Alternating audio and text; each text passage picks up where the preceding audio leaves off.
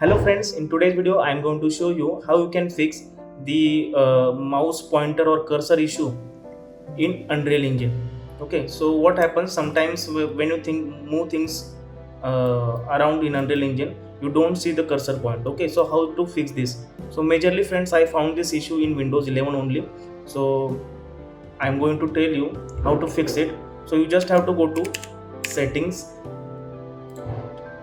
and in the search bar you have to search here for pointer, mouse pointer.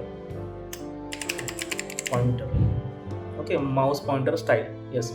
So when you are in this window, you just have to select the customize. This one is custom cursor. Okay, by default your cursor will be like black, white or black. So you have to search for, you have to click on custom only, and then you can choose any color. I choose white here only. Okay, you can choose red, whatever color you want. So just by doing this setting, your mouse cursor or pointer issue will be solved. Thank you.